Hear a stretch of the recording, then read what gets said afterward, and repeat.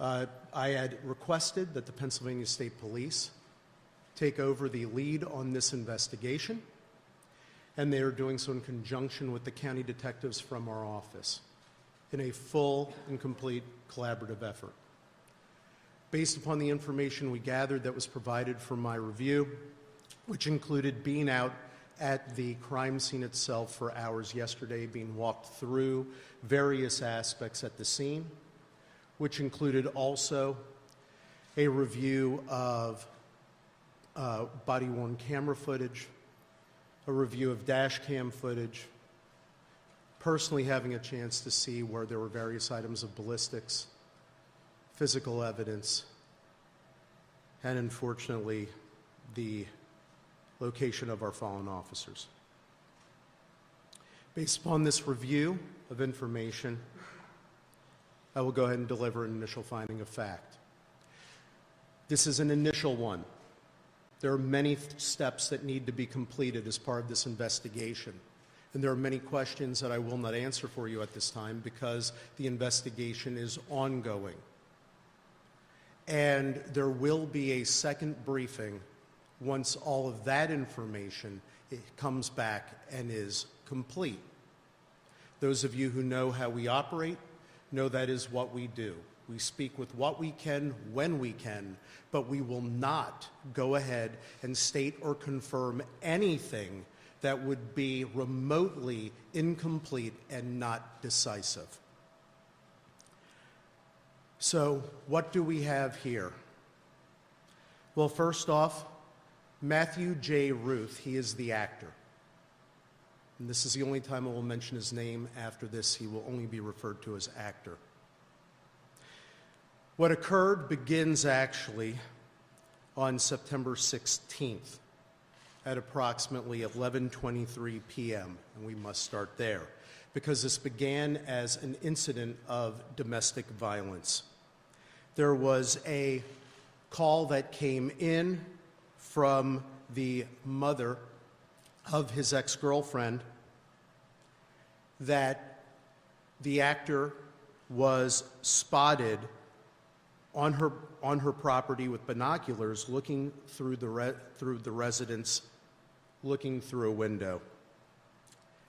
The mother of the ex-girlfriend advised that it was a white male wearing camouflage, and she could see him through a trail camera that was standing in her driveway. And while en route to the location, the mother of the ex-girlfriend advised that the male possibly came there in a black truck that was parked on Emig Road around the corner from the residence at 1879 Hare Road. Officers responded, and upon initial arrival to the property, they did not locate the male. They went to Emig Road and did observe the black 2000 Ford Ranger pickup truck parked along the road in the woods line. It was unoccupied, and then officers went back to the residence and spoke with both the ex-girlfriend of the actor and the mother of the actor. And the ex-girlfriend of the actor had advised that on 8/20 of 2025, an unknown person set her pickup truck on fire while it sat in her driveway. She advised that at the time she suspected that it was her ex-boyfriend who was the culprit, but she wasn't sure, so she requested that the matter not be investigated further. The ex-girlfriend then showed a still photo from the trail camera, and what it showed was a white male wearing all camouflage outfit, standing behind the ex-girlfriend's truck in the driveway. And the male is looking through a scope device with it pointed towards the residence. The ex-girlfriend identified the male in the photo as the actor, and she advised that they put the trail camera up after the incident on August 20th of 2025. The ex-girlfriend confirmed that the actor was, in fact, her ex-boyfriend, and she suspected again that he was involved in the incident of setting her vehicle on fire. She stated that they had dated for only a short period of time and that the actor had never been to her house nor had ever been invited there. The ex-girlfriend also advised that the actor owned and often drove a 2000 black Ford Ranger pickup truck. And when they were reviewing the photo, the officers noticed that the actor had an AR-15 style rifle slung across his chest while looking into the residence. The officers then proceeded over the next several hours, which included assistance as well from the York County Sheriff's Department through the use of their drone, to attempt to locate the actor. They could not find him, despite searching over the next several hours. A warrant was sworn out for the actor's arrest, and the charges in that matter included stalking and loitering and prowling at night. The next morning, detectives from the Northern York County Regional Police Department attempted to go ahead and locate and execute a search warrant on the known residence of the actor. Included in executing that search were 3 detectives: Detective Sergeant Cody Becker, Detective Mark Baker, and Detective Isaiah Emenheiser. 2 other detectives also participated in this search. They arrived at the actor's residence and communicated with his family at 12:11 p.m. They left the residence, having interviewed family and having conducted search at 1:23 p.m. At 2:02 p.m., Detective Sergeant Becker, Detective Baker, Detective Emenheiser, and 2 other Northern Regional detectives arrived on scene at 1879 Hare Road, the location of the incident the previous evening. They arrived and they were searching for the actor. Also accompanying them to assist was a deputy sheriff from the York County Sheriff's Department to again assist with drone action and finding individuals through the usage of a drone. The search went on for the actor, which included various outbuildings, and the drone was being employed to also check neighboring fields. During the course of this search, detectives went to the front door of the residence. They arrived at the door at 2:08 p.m. The initial officer who went to the door was Detective Emenheiser. Right behind him was Detective Baker. Following as well was Detective Sergeant Becker and another Northern York County Regional detective. Final detective remained behind as more of a perimeter view in looking out for the actor and securing the perimeter. Detective Emenheiser discovered that the door was unlocked. Having remembered that the door was left locked by the ex-girlfriend and mother who were not at the residence because they went somewhere else for their safety, they decided that they were going to go in. The door was open, and upon immediately opening the door, the actor repeatedly fired at the officers with multiple rounds from an AR-15 styled rifle with a suppressor, immediately striking Detective Baker, striking Detective Sergeant Becker, striking at Detective Emenheiser, who he and the other Northern York County Regional Detective who were there closest to the house, as they tried to go back for cover position, he repeatedly fired upon them. All 4 detectives went down.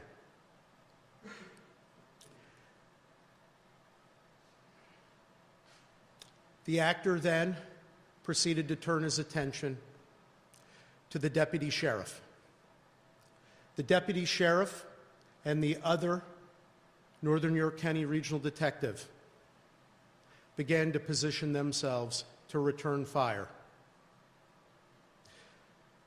The Northern York County Regional Detective repeatedly fired at the actor. The actor did strike the deputy sheriff, who was by his vehicle, and also struck the vehicle. The deputy sheriff did himself remove his 9mm. The Northern York County Regional Detective was firing at the actor with his AR-15 style rifle. The actor repeatedly was firing his rifle at the deputy sheriff, striking him. The deputy sheriff went down and went to try to retrieve his rifle and go for safety, as well to take cover to return fire. The actor went up towards the roadway where the vehicles were to engage in fire with the deputy sheriff, continuing to fire at him. The deputy sheriff returned fire with his 9mm handgun. The Northern York County Regional Detective also was returning fire with his rifle. While up at the roadway when the actor was there was a final exchange of gunfire. After that exchange, the actor went down. The actor became deceased. Following this, the Northern York County Regional Detective immediately went to see about rendering aid.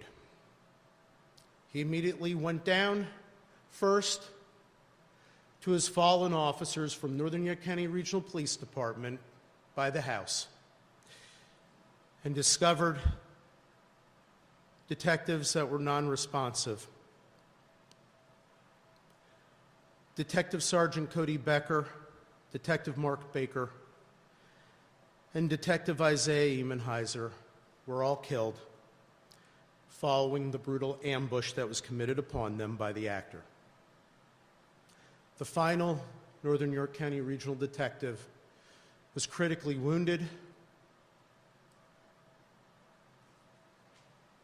The other Northern York County Regional Detective immediately began to render aid, as he also called out to have responses from other law enforcement and other emergency responders. After rendering aid there, he realized that the deputy sheriff was also critically injured. The detective for the Northern York County Regional Police Department responded to the deputy sheriff and immediately began rendering aid to him as well. From the time period when the detectives arrived at the front door preparing to enter to when the shooting stopped, they arrived at the front door at 2:08 p.m. All shooting had stopped by 2:10 p.m. and 16 seconds. At 2:14 p.m., the first additional officer arrives, another member of the Northern York County Regional Police Department. The detective rendering aid to the deputy sheriff requests that the other Northern York County Regional officer go over and place handcuffs upon the actor, not knowing his full status at that point. That was done so. And then numerous other law enforcement agencies, and emergency personnel came to the scene to assist and render aid. The Pennsylvania State Police, as mentioned previously, took over lead in the investigation assisted by our county detectives. Numerous law enforcement agencies came to help to secure the scene, help with any rescue efforts. And when I say numerous, I can't tell you how proud I am of every single law enforcement officer in this whole county. They all came from everywhere to be there to help in any way they could. A search of the scene revealed numerous locations of various ballistics evidence that in a future briefing we will be able to catalog to go ahead and explain what it is following ballistics testing and following other information. Needless to say, at this point in time, from what I was able to observe on scene as shown and explained to me by the investigators, it corroborates fully what we have just stated and also shown through visual and also through other interviews.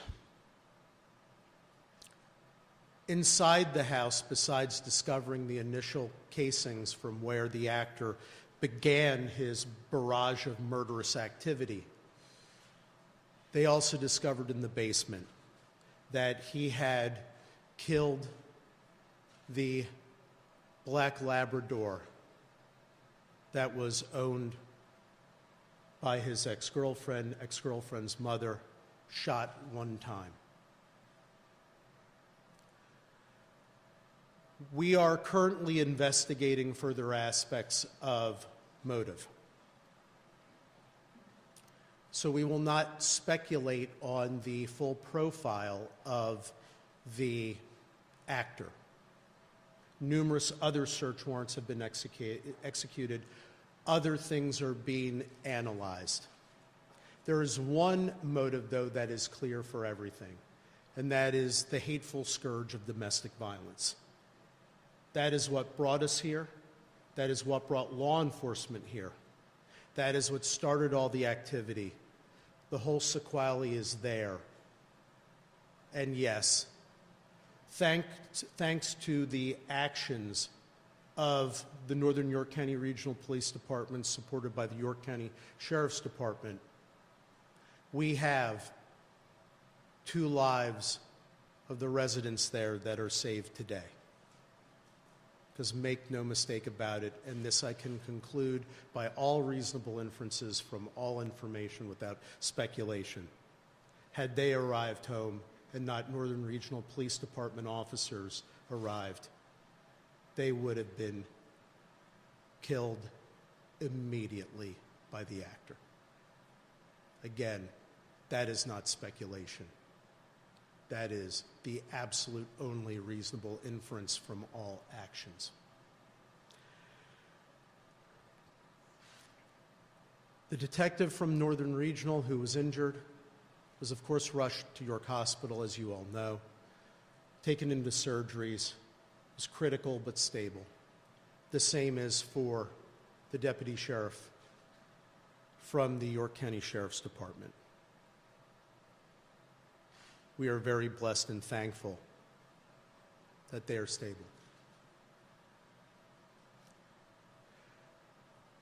In terms of some legal aspects, one of the things that I wanted to make clear of right now, although it be crystal clear and obvious to any human being on the planet, but just to make sure that this is articulated legally, all actions by law enforcement were justified. They weren't only justified, they were necessary. And we are so thankful and appreciative to them, and especially our Northern York County Regional Detective who fired the last shot and who rendered the aid. I can't imagine the strength and the fortitude that it takes to immediately, after having seen and been engaged in that, and going down to see what you observe, to be immediately thinking of rendering critical aid and engaging in life-saving action. He saved many lives that day. If the actor was not eliminated and his threat and murderous rampage eliminated, who knows where this would have stopped.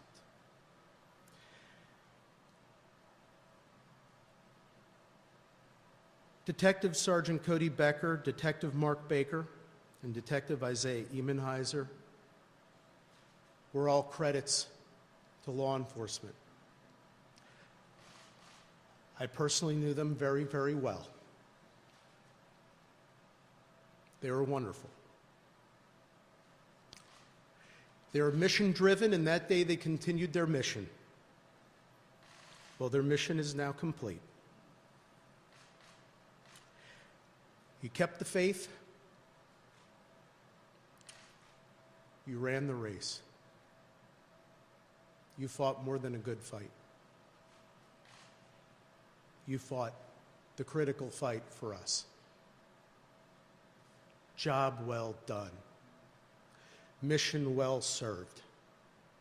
And we will love you forever and all eternity. Final comment I want to make is about York County. This is my home. This is our home.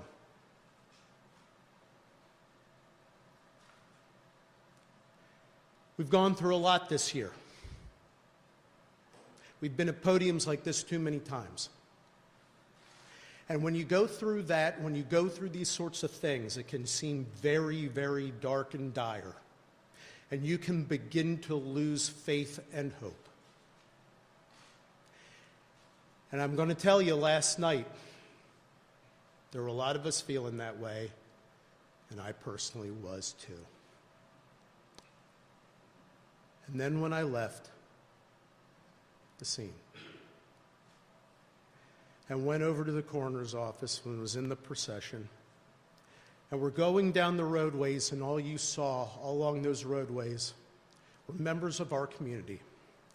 And they were standing there in the rain for hours to watch our law enforcement standing there, the old, the young, families, children, waving American flags, waving flags and holding signs saying, "Back the blue," showing their love and appreciation for law enforcement. And all I could think is, there's the light. There's Christ's light that drives out Satan's darkness. We are a great community. We are a safe community. We are a loving community. We are there for each other, and we need to be together to be love and light, and we will demolish hate and darkness by doing so. And by God, with every fiber of our beings, we will do that. This county will always be there for our law enforcement. And our law enforcement will always be there to protect and serve you. God bless you, York County, all that you are, all that you stand for. And we are so proud to serve you every moment of every day. With that, I'm going to ask my dear friend Dave Sunday to speak. And before I do, I want to mention something special about him. Yes, he's our Attorney General, and yes, he was the former DA. But he plays a more critical role in our lives, and in my life in particular. He's one of the best friends I have. And he came to the scene last night, not to be Attorney General, not to be a politician, not to even go ahead and be extra law enforcement. He came there at my request because we needed his friendship and love. And you know what in life? That's more important than anything else. And more important than calling him my former colleague, my former boss, and our Attorney General. I call him my friend.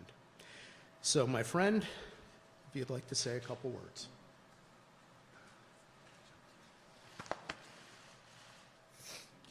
One moment.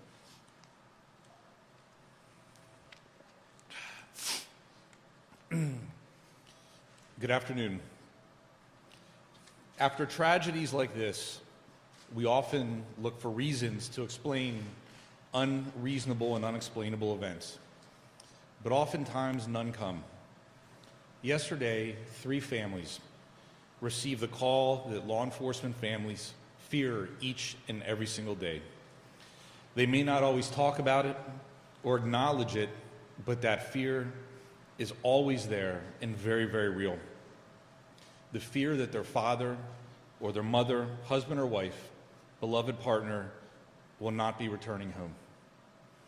I pray for the families who are dealing with unfathomable loss, and our hearts remain with the 2 families who received a call about their loved ones being seriously injured, and we pray for their recovery. This law enforcement community needs us right now.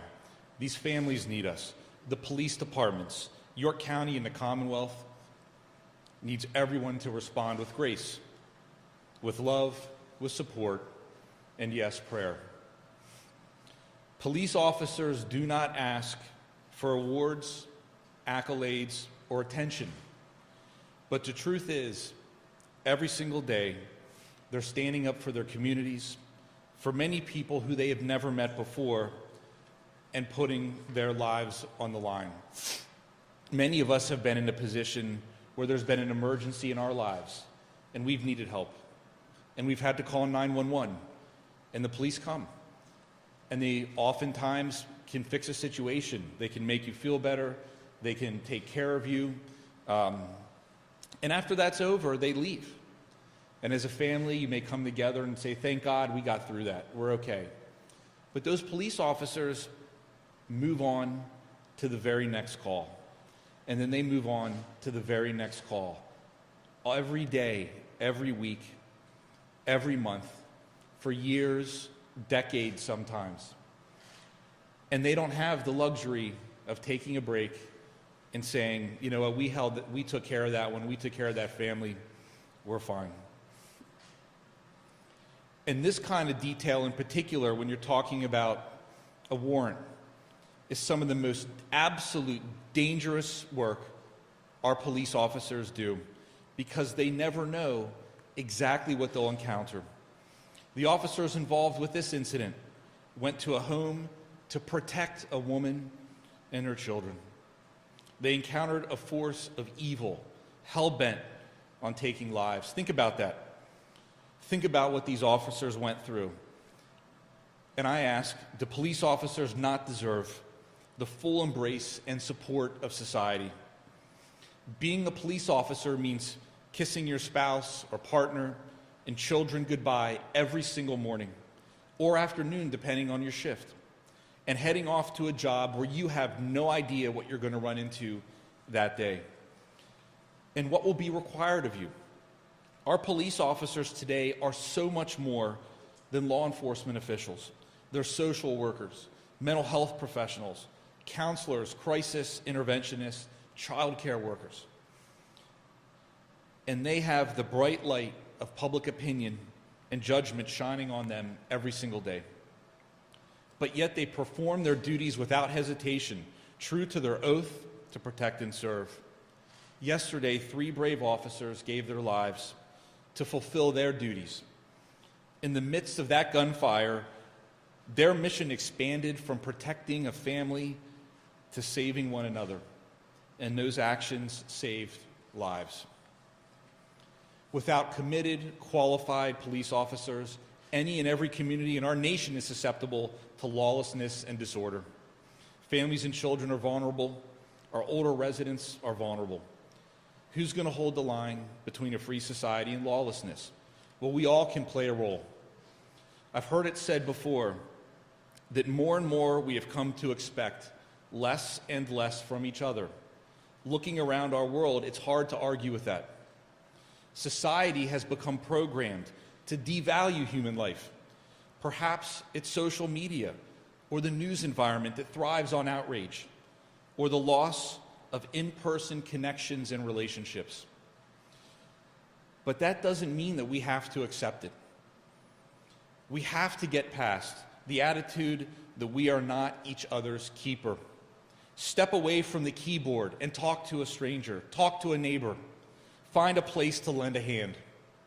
If we can't get beyond that attitude of selfishness for the sake of our society, then do it for the sake of these men, these heroes and their families. As one of Pennsylvania's most famous and favorite sons, Fred Rogers once said, "Look for the helpers." I implore us all to not only seek out the helpers, but support and empower them, emulate them. Again, the answers we seek, the logic or reasoning to explain how such a horrible, unimaginable tragedy can happen, they are hard to come by. So let's not rely on answers, and instead take action. Not all of us swear the oath to protect and serve.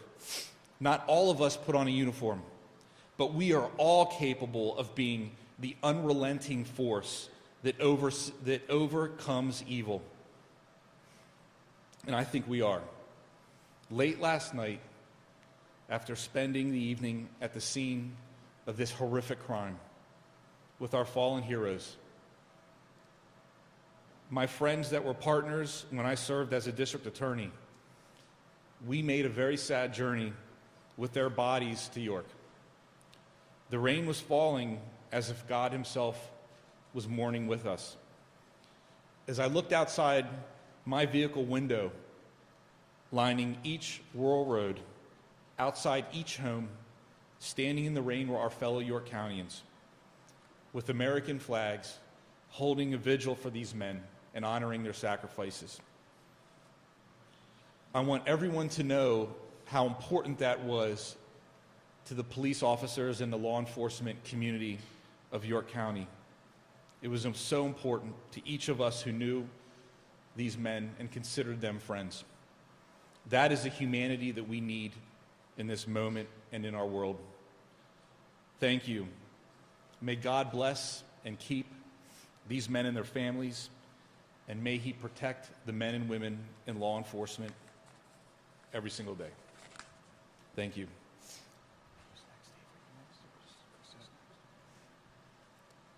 Pennsylvania State Police Commissioner Chris Parris. I would just simply like to say, again, on behalf of the Pennsylvania State Police, we stand with law enforcement in York County and all across the Commonwealth. We will continue to provide any and all resources at our disposal to ensure that the investigation is completed. The district attorney here in York County, our attorney general, as well as the Northern York County Regional Police Department and the York County Sheriff's Department, I will say from a perspective of a police executive, they are a credit to law enforcement, the diligence with which they carried out this investigation from its onset, and the way that they doggedly and methodically did what they had to do in order to preserve life and seek justice is something that I know all people in York County and all people across the Commonwealth should be very proud. So we continue to support law enforcement services here. We will continue to do so. Our members' assistance people will be here with the Sheriff's Office as well as the Northern York County Regional Police. There are recovery support services that will have to be dealt with for the injured. There are line-of-duty funerals that have to be planned, and we stand with them and will support them today and every day forward. Thank you very much.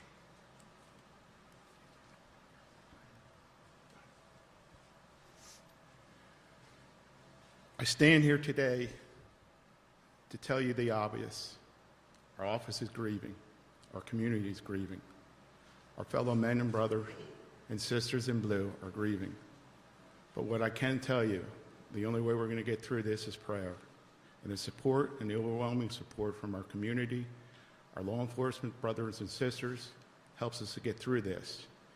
What I'd ask you to do is pray for my fellow colleague, Dave Lash. 3 of his men paid the ultimate sacrifice.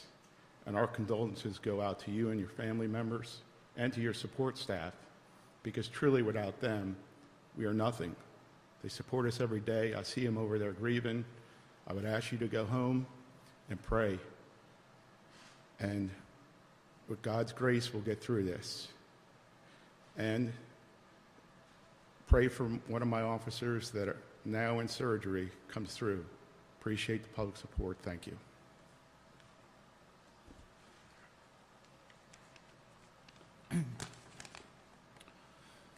Good afternoon. My name is Dave Lash. I'm the Chief of Police of the Northern York County Regional Police Department. Yesterday was a dark day for the Northern York County Regional Police Department and for all of York County and our communities. We are mourning the loss of 3 of our officers, and we continue to pray for the recovery of our 4th and also for the recovery of the York County Sheriff's Deputy. I want to take a moment to recognize the 3 officers we lost: Sergeant Cody Becker, Detective Mark Baker, and Detective Isaiah Emmenheiser. Each of these men represented the very best of policing. They served with professionalism, dedication, and courage. They were leaders within our agency, committed to protecting this community and standing beside their fellow officers. Unfortunately, their deaths are the stark reminder of the risks law enforcement officers accept every day. They knowingly place themselves in harm's way to keep others safe. For that, we are forever indebted to them and their families. Currently, our administrative offices are closed, and police coverage in our municipalities is being provided by neighboring departments and the Pennsylvania State Police. We are grateful for their immediate support in helping us maintain public safety while our department works through this tragedy. The Northern York County Regional Police Department will return to patrol operations tomorrow on Friday, September 19th at 1900 hours. Until then, our partners will continue to ensure uninterrupted police service in our communities. We know the community wants to help, and an official endorsed donation portal will be announced shortly. This will ensure that all contributions go directly to the families of our fallen and injured officers. On behalf of the Northern York County Regional Police Department, I want to thank the community, our law enforcement partners, our elected officials, for their overwhelming outpouring of support. While nothing can erase the pain of this loss, your strength and compassion will help us and the families of Sergeant Cody Becker, Detective Mark Baker, and Detective Isaiah Emmenheiser as we move forward through the difficult days ahead.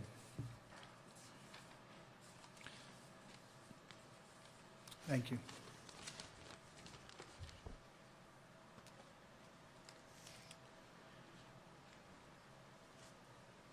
That concludes the comments that we came here today to make to everyone. I will be willing to take just a couple of questions, and the reason why I say that, those of you who are familiar with what we do in these circumstances, there will be a complete and full briefing in the future when the investigation is complete. There are many questions that we will not answer today because there is testing that is occurring. There is still information being reviewed and gathered, and we will not make speculative comments in that way. But we will answer a couple, but only a couple. Yes, sir. Do you know if the assailant legally acquired his AR-15? How did he acquire the AR-15? Did you know about how many rounds he fired for the AR-15 in that 2-minute period? So we do have, so I'll say it this way, we do know what the background is that we are checking on for his ballistics purchases. That's part of the ongoing investigation, and we will be revealing that in the future as part of the briefing as those details are coming in. Second aspect, if you're wondering, is he a person not to possess a firearm.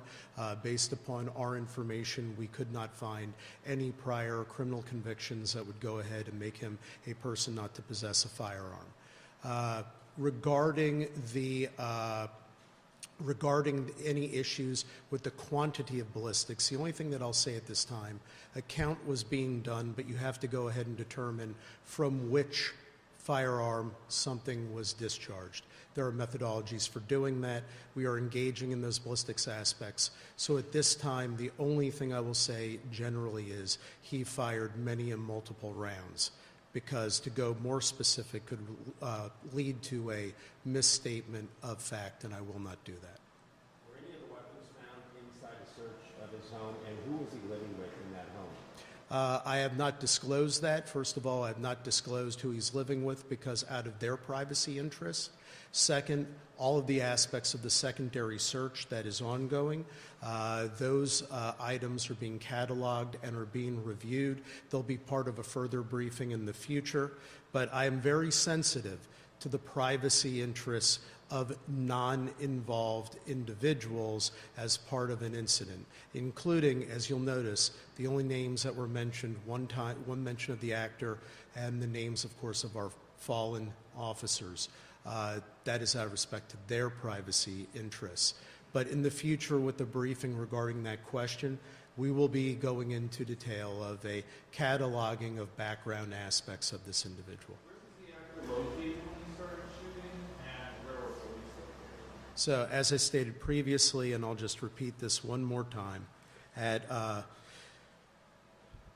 2:08 p.m., the officers were at the front door of the residence, what we are designating as the front door of the residence. The actor was just inside the door. When the door opened is when he began to fire. How did he enter?